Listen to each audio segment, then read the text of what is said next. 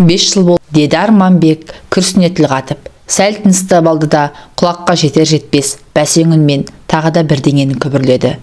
Өз ойына өз шомып, бей-жай күйде отырған Еркегүл әдепкіде бұл сөздердің мағынасын түсінген жоқ. Күйеуінің өзіне суықтау көзбен үнсіз бажырая қарағанын сезді де. «Не дейсің? Немене?» деді кідіре сөйлеп. Тақ еткен қысқа ғана жауап. «Не, ұмытып қалдың ба? Сенің Қабыкеновтер әулетіне келін болып түскенің». «Ах, құрғырай, не деген иіс алмас едім. Есімнен тарс шығып кетіпті ғой. Мұның артында анау әңгіме тұр ғой. Сол тұр ғой, қап әттеген-ай». Еркегүл өз ырқынан тыс лып етіп орын атып тұрды. Күйеуінің қасына қалай жүгіріп барғанында байқай алмаған. 5 жылдық мерейтоймен құттықтап емес, жұбата сөйлеп, көңілін алаңдатып, бірдеме айту керек сияқты. Бірақ аузына жібі түзу, оңды сөз де түсе қояды мекен. Асу қамымен жүріп, анда-санда көзінің астымен жасқана қарап қояды. Күйеуінің қабағын алыстан торған түрі. Шай үнсіз ішілді деуге болады. Шай емес, әркім өздерінің суық ойларын кері жұтып отырғандай. Орындарынан тұра бергенде Арманбектің кеудесінен тағы да деген ауыр леп сыртқа тепті. Жас еркек адамға тепсе темір үзетін атан-жілік сымбатты жігітке жараспайтын ауыр күрсініс. Ыдыс аяғын сылдырлата түсіп, теріс айналған Еркегүлдің жанары мұнартып кетті. Ас үйдің қабырғасындағы шағын айнадан байқағаны қысықтау көздерін оңай толтырып үлгеріп, төмен қарай дереу лықси жөнелген жас тамшылары. Арманбектің дәл қазір жан жегідей жеп, тынысын тұншықтырып, булықтырып тұрған арманның не екенін атап айту шарт емес. Қолмен қойғандай бәрі де белгілі жайт. Үйде оңаша қалған жас келіншек булыққан күйін одан әрі тежей алған жоқ.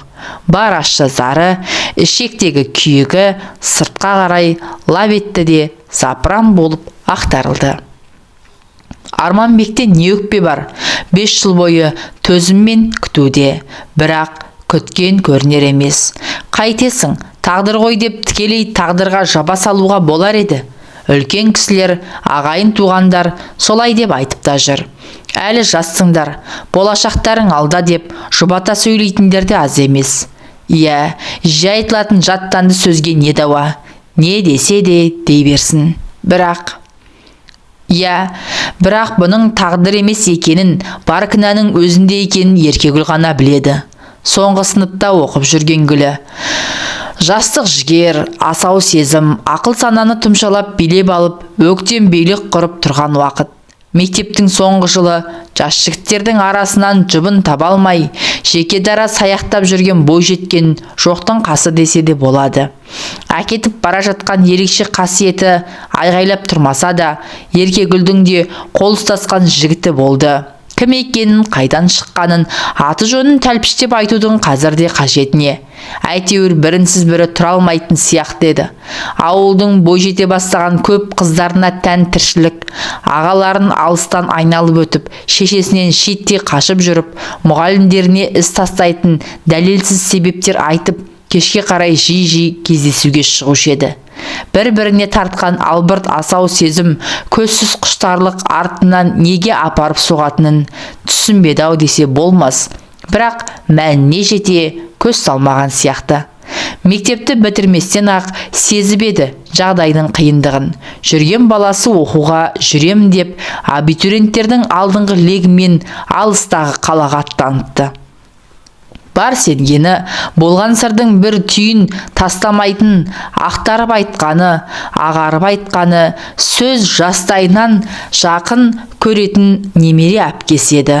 Оның кесімі жалғыз-ақ болды. Құтыл, өзім көмектесем, масқара болатында ештеңе жоқ. Болашағыңды ойла. Тығырыққа тіреліп, одан шығардың амалын таба алмай ала сұрған жас қыз үшін әпкенің айтқаны ата заңмен кем болған жоқ. Көзді жұмып тәуекел етті. Өзінің сол бір ауыр күндеріндегі бар ойы, ышқынған жалғыз мақсаты да сол болатын. Аудан орталығындағы бір дәрігер арқылы ешкімге сездірместен түсік тастатты. Бұдан кейін ойы кідірместен өзінің көзін құрту болатын. Содан дереу маңайда алғаны қала жақ. Алматы емес, Астана емес, таныстары аз кездесетін басқа қала. Жастықпен екпін деген жігерлі күндері уақыттың да, қыздың да аяқ қолын жерге тигізбей алға қарай дедектете жөнелді. Қызығы думаны мол студенттік шақ, бірде тоқ, бірде аш, қызықты күндер. Содан соңғы курста Арманбек екеуі бір-біріне алыстан көз тастады. Сымбатты денелі, қабағы қалыңдау, шықшыты кең, сұрса жігіт, бойы жұмбаққа толы тылсым жан секілді. Біреуден ілгері, біреуден кейін көрінетін қарапайым қалыпта Еркегүл де ажарсыз қыз емес. Бойындағы бар міні, көзінің қысықтығы болмаса, оның да амалын тауып, бүгінгі күннің талаптарына сай келтіріп бояп қоятын. Оның бәрін қойшы, үйленгендеріне міне бүгін тура 5 жыл толыпты. Бірақ үйдің ішінен былдыр-былдыр бөбе күні естілмейді. Неге бақырып шақырып, аттандап жылап, есік пен төрдің арасын ыбырсып жататын бала жоқ? Тағдыр десе, тағы да үлкендер. Сол тағдырдың осынау ауыр үкіміне Арманбекте мойын сұнған сыңайлы. Тек ауыр күрсінді. Келіншегінің бетіне тік қарай алмай алып қаша беретін тұнжыр көз қарасы. Сол күні кешкісін күйеуінің көтеріліп басылып тұрып, апай төсін құшақтап жатып, «Арманым», деді Еркегүл ақырын ғана. Дауысы әдеттегіден жіңішке түсіп, біртүрлі нәзік шықты. «Осы біз бала асырап алсақ қайтеді?»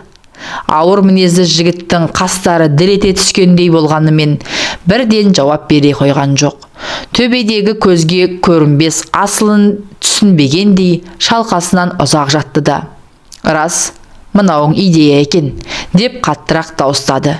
Екеуі осы мәселені қанша сөз еткенін кім білсін, әйтеуір ұзақ сөйлескен сияқты. Талығып барып, түннің бір уағында ғана көз іліккен. Әңгімені ұзаққа созған жоқ. Әрқайсысы өз ата-аналарына хабар беріп ақылдасқан болды. Тіпті олардың ақылдарын бұл жерде қажеті де шамалы сияқты еді. Бөбекхананы асықпай аралап жүріп, ақыры дегендеріне қол жеткізді-ау. 2 айлық қыз бара. Дәрігерлердің берген қорытындысы бойынша денсаулығы жақсы. Солақ екен, үйдің ішіндегі неше жылдан бергі қабырғаларды керіп, сіреп тұрып алған қызарлы тоң лезде сейіліп сала берді. Қабағын қарш жауған беймәлім көңілсіз көлеңке де әлде қайда зым-зия жоғалғандай. Екеуі мәз-мейрам, жас нәрестемен бірге ілесе кірген қабат-қабат қалың шаруа да үйдің ішін үйірмен толтырып алып кетті. Жас баласы бар, отаудың бел жаздырмас, белгілі қар баласы. Әсіресе төбеден төнген қара бұлттай бір-біріне тақаса түйіліп, түйісіп жатып алған қалың қабақтардың жазылғанын айтсаңшы. Бұрынғыдай күрсіне бермей күліп сөйлейтін Арманбек енді мүлде басқаша жан сияқты. Өз айтқандай, Қабыкеновтер әулетінің бақытты бір шағы еді ол. Бірақ амал не, ол шақ ұзаққа созылған жоқ. Бірер ай өткеннен кейін Арманбектің Маржанға кішкене қыздың атын жас жұбайлар өздерінше осылай қойған деген мейірімі сарқыла бастады. Енді бұрынғыдай көп қолға ала бермейтін болған. Алғашқыдай ескен арсалаңдай кірген бойы жалаяққа жатқан бейкүнә нәрестенің астысына түсіп еркелетпейді. Мейірлене келіп, мекірене ескегенде де Еркегүл оны байқамайды. Әлде бала ұнамай жүрмекен деген оймен суыртпақтап сыр тартып көріп еді. Естіген жауабы біреу-ақ. Бәрі прекрасно, тамаша, тек әншейін. Бар гәпті бүгіп, тұншықтырып жатқан сол әншейінде деген сөз сияқты. Кішкене Маржанды айтасыз. Арманбектің үйдегілермен қарым қатынасы да басқа бір өзгерістің лебі еседі. Оны Еркегүлдің аңғарғаны бірер күннен кейін. Сөйтсе Арманбек бұның өзіне де салқын тартып қалғандай. Алғашқыда еміреніп әкетіп бара жатса да, анда-санда Еркеш, Ерико деп келіншегін алдына отырғызып еркелетіп тұратын. Көңілі түскенде әулетті мығым қолдарымен қыса құшақтап жоғары серпіп алатын. Бала көтермей жүрген жылдары уайым қылма, әлі жаспыз ғой деген сипаттағы жұбату сөздеріне қанжығасында даяр бір сөздер тұрушы еді. Ал соңғы айларда бір түрлі суынып, сыртын беріп, сыр қақсып жүр. Тағы да ана бір кездердегідей, уайым басқан сәтіндегідей тартына сөйлеп, жоқтан өзгеге тарыла қалды. Әлде, намыстана мекен. Өзінен болмай асырап алғанда, біреулердің айдап салуы мүмкін-ау. Еркегүл осы болжамына берік тоқтады. Былай қарап тұрсаң, басқадай себеп жоқ секілді. Өзі ашылып ештеңе айтпайды. Бір мәселені екі рет сөз қылуды жақтырмайтын күйеуінің мінезі өзіне белгілі. Ақырып жіберіп, бетінен ала түсуге әзір. Мылжыңдап сөйлей бересің, түп-түгел өзіңді кінәлі етіп шығарып, ағаш атқа оп-оңай мінгізе салмақ. Мұндайда Еркегүлдің ұстанатыны аш бәледен қаш бәле қағидасы. Үйдің іші нәрестенің қыңқылына толғанымен, сұрғылттанып алған сүреңсіз күндер қайта басталды. Әйтеуір Еркегүлдің ойын бөлетін қазіргі жұбанышы, алданышы. Жұмыстан баяғыдақ декреттік демалысқа шыққан ол, ендігі уақытының қалай өтіп жатқанын ажыратуға дәрменсіз. Маржанда ширап, әпіл-тәпіл жүруге қам жасағысы келетін сияқты. Тұсауын кесу керек, деді бір күні Еркегүл. Қай күнге белгілесек екен? Тұжыраңқы кезде күйеуінен қолма-қол жауап алу оңайлыққа соқпайды. Дегенмен келіншек бұған мойынсұнбастан, сәлден кейін әлгі сұрағын тағы қайталады. Ақыры естіген жауабы тым мардымсыз болып шықты. Білмеймін, өздерің шешіңдер. Бұл өзі әйелдердің шаруасы емес пе? Осыны айтты да, Арманбек қолындағы пульттің нүктесін басып, жалп-жалп еткізіп, теледидарды ауыстыра бастады. Ұзамай шағын отаудың шатқаяқтап тұрған әлсіз шаңырағына жай түсті. Жаздың әдемі бір күнінде Арманбек әдеттегісіндей төмен қарап, тұнжырап отырды да, кесімді сөзін бірақ айтты. Мен кетемін, деді, жуандаудасы дірілдеп. Сөйтпесе болмайын деп тұр. Маржан екеуің бірдеме қып, өз күндеріңді көресіңдер. Өзімде көмектесіп тұрамын ғой. Балалы болғандарына жарты жылға жетер-жетпес қана уақыт өткен. Нәрестелік өмірдің ыстық суығы әлі басыла қоймаған. Керісінше қызығы көбейе түскен кезде өзін бұрынғысынан әлдеқайда бақытты сезінудің орнына не оғаштығы бар.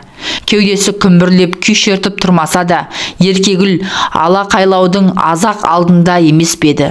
Сондықтан Арманбектің мына сөзінің ашық күнгі найзағайдан несі кем? Біреу құлақ шекесінен жақсылап тұрып, қондырып жібергендей, тәлтіректеп барып диванға гүрс ете қалды. Қайта Маржанның қолында болмай, манежде жатқандығын айтармысың?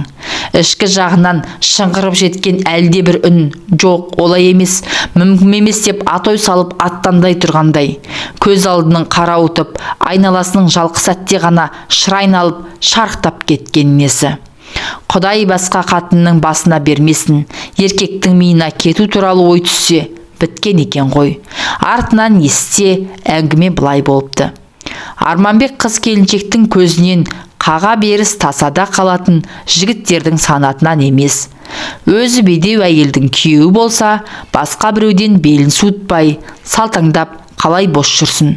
Маржанды үйге әкеліп, мәре-сере болып жатқан кезде бұл әңгімені естуге Еркегүлдің мұршасы барма еді.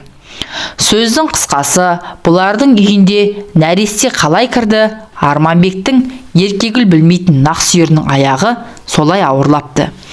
Перзентханаға түскені жуырда ғана. Сөйтіп 5 жыл бойы сарыла күткен баласына жуырда ғана қол жеткізіпті. Бала болғанда қандай?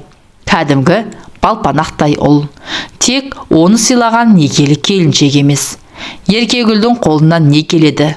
Бақырып-шақырып, қанша жылағанмен бет алған жағынан күйеуді енді қайтара алмайсың. Бұл күндері Арманбек күйеу ғана емес, бақытты әке де ғой. Бәлкім ол өзінің шын шаңырағын жаңа тапқан шығар. Жүрегімен жақсы көретін сүйікті адамы, ол өмірге әкелген өзінің бел баласы. Енді не керек? Қайт үйге деп жата қалып, жалбарынудың қисынсыз екенін Еркегүл жақсы түсінеді. Алданышымен өткізген уақыт қиыншылықсыз болды деп айта алмайды. Бірақ Еркегүл бәрібір өзін сорлы адам ретінде сезініп көрген емес. Кішкене ширап жүруге жарасымен ақ Маржанды балалар бақшасына өткізді. Көп нәрсені көңіліне алмауға тырысып, бұрынғы атқарып жүрген қызметіне де құлшына кіріссін. Содан бір күні, оқиғаның бәрі осы бір күннен басталды ғой. Бір күні Маржанды балабақшадан әдеттегідей жетектеп алып шыға берген. Қоршаудың сыртында бері қарай күн сала қарап бір жігіт тұр екен. Қасынан өте берген Еркегүлге бас аяғы жоқ. «Сәлеметсіз бе?» деп жайраңдап амандасты. Таныстардың бірі болар, қара басып танымай қалғанын ба деп келіншек әлгі азаматқа еріксіз бұрыла қарады. Құр ерін жыбырлатқаны болмаса, дұрыстап амандасқан да жоқ. Бейтанысқа үңіле түскен қысық көздерінде бұл кім деген жалғыз сауал ғана. Қанша қадалғанымен шырамыта алар емес. «Кешіріңіз», деді әлгі жігіт жан таласа жүріп. «Көңіл күйіңіз жақсы ма?» Танымағаннан кейін бе? Еркегүл енді тіркеу кетті. «Менің көңіл күйімнің сізге керегі қанша?» деді қатаңдау үнмен. Сол кезде басына бір ой сақ ете қалғаны. Апырмай, осы Арманбек жіберіп жүрмесе, қызын көріп, жағдайын біліп қайт демей. Солай ау шамасы. Ол осы ойды басына алды. Еркегүл жүрісін жеделдете түсті. Сүрініп қабына бастаған Маржанның қыңқылына қараған жоқ. Кейіндеп артта қалған жігіттің: «Қарындас, неге қаштыңыз? Сөйлесейін деп едім» деген даусына қайрылмады. Дәл солай екен. Арманбектің жансызы ғой.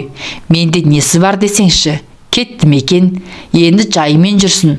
Артымнан біреуді сүмеңдетіп салып қоймай. Ертеңгісін балабақшаға келсе, міне ғажап. Тағы да сол жігіт жай жүрген жоқ. Маржанды жетектеп алыпты.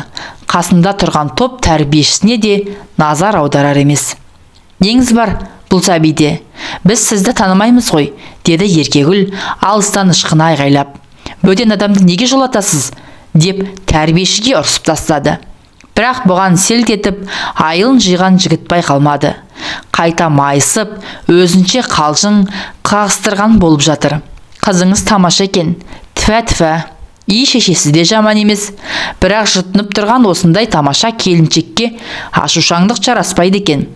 Өзі бір шамданып, шамырқануға асықпайтын терісі кеңдеу жігіт болар. Дудырыңқы қоңыр шаштары тарақпен азар-азба немене берекесін кетіріп үдірейіп тұр. Тіпті түптері шылқылдай аққан термен сабысып қалыпты. Киім киісі де олпы-солпылау. Бірақ осынау келсіз ұсқынына қарамастан екі езуі екі құлағына жетіп мәз. Еркегүл қанша шаптыққанмен жігіттің қолындағы қызын жұлып алуды әбестік санады. Сосын жаймен қана: «Біз үйге қайтатын едік», деп Маржанды екінші қолынан ұстай берген. Жігіттің түр түсіне мұнан кейін дұрыстап қараған да жоқ. Келіншектің бір қайран қалғаны әлгі бөтен кісінің қасында Маржанның өзін-өзі ұстауы болды. Әдетте қалыпты анадай көрініспен ақ өзіне қарай мамалап тұрып жүгіретін қызды қазір аттандап әлекке түскен жоқ. Мұны бас салып құшақтауды да ұмытып кеткен сияқты. Сол күні әлгі бейтаныс жігіт қояр да қоймай бұлармен лесіп жүрді. Аты Жантас екен. Орта бойлы, олпы-солпы, етжеңділеу жігіт. Жайраң қағып күлген кезде баладай мәз болуға бейім екендігі байқалады. Бойынан ескен тері иісінен Еркегүл сәл-пәл тіксініп қалғандай болды. Бірақ алғашқы күндегідей құйындай ұшып, безіп жоғалған жоқ. Келесі күні балабақшаға барар жолда басына келген ой тағы да тұрған шығар болды. Бірақ ол күні Жантас көріне қоймаған. Балабақшаға келе жатқан сайын енді Еркегүлдің өзі соны іздейтін сияқты ма қалай? Күндердің күнінде Жантас келіншекке гүл ұсынды ғой. Өзі Арманбек сияқты емес, сөзсең жігіт екен. Жүйесіздеу болғанымен балпылдай сөйлеп, айтатын әңгімесі бір таусылмайды. Сонан не керек? Сол жылдың күзіне қарсы шамаданын көтерген Жантас Еркегүлдің үйіне кіріп алды. Жүрегінің түбінде осынау қарапайым да ақкөңіл жігітке деген бір нәзік сезім оянғандай. Жантастың ұсынысына қарсы болмағаны да сондықтан. Бейне бір жаңа үйленген жас қалыңдықтай, қайтадан қутын қаққан келіншектің жүзі баяғыдай нұрланып сала берген. Бұған дейінгі өмірінде Арманбек есімді мінезді азамат болмағандай, жар төсегіне бұрын соңды жатып көрмегендей, Жантастың алғаш рет оңашада жақындасуынан тұла бойы қалтырап, басына ноқта салынбаған байталдай дір-дір етті. Екеуі үй болысымен ақ жақсы тіл табысқан секілді. Әне міне дегенше ыстық суығы басылмаған жарты жылда желіп өте шығып еді. Жантастың өсірсе кішкене Маржанға деген ықыласы ала бөтен. Балабақшадан барып өзі алады, өзі әкеледі. Үйге келгесін өзі тамақтандырып, өзі ойнатады. Тіпті Айшайға қарамай сәбиін ваннаға салып шомылдыратын да өзі. Еркегүлдің жұмысы бірден жеңілдеп сала берді. Бір рақаты сезімнің әлдейінен арыла алар емес. Қандай балажан жігіт деді ішінен таң болып. Арманбек өктем, мықты болғанмен мұндай балажан емес еді ғой. Бірақ келе-келе байқағаны, Жантастың өзіне ептеп салқындай бастағаны. Салқындағанда бұған қатты сөйлемейді, қолынан итермейді, мін тағып мыңқылдамайды. Жымия қарап қойып жүріп жүргені, салқындағаны дейтінді, әңгіме түнгі мінез құлығында болып тұр. Алғашқы араны басылып қалған ба, немесе түнде жатысымен бас салып құшақтауға азайған. Емірене сүйіп, өмексуге, айқара жатқызып қойып, аймаласуға да әуез емес. Қыңқылдағандай бәсең үн шығарып, жанына жақындаған келіншектің нәзік білектерін ақырын ғана итеріп тастайтынын қайтерсіз. Сөйтіп теріс қараған күйі әңгіме айтқан болып жатып, қоп алайсыз ұйықтап кетеді. Кетер алдында Арманбек те сөйтті емес пе? Әлде бұның да біреу болып жүрмесін деген ой сақ ете қалды Еркегүлге. Бұрынғыдай емес, күйеу мәселесінде аузы күйіп, тісі шығып қалған келіншек бір күні Жантасты сауалмен аулап, еш жиғызбастан бұрышқа тықты. Шыныңды айт, деді ақыры, мәселенің төтесінен қойып. Сенің біреуің бар ғой, я? Бар қалай? Біреу несі?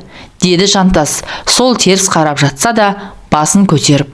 Сенің сүйген бір адамың бар-ау, қыз ба келіншек пе әйтеуір біреу. Күйеуінің үндемей кідіріп қалғанын көрді де, Еркегүл одан әрі бастырмалата түсті.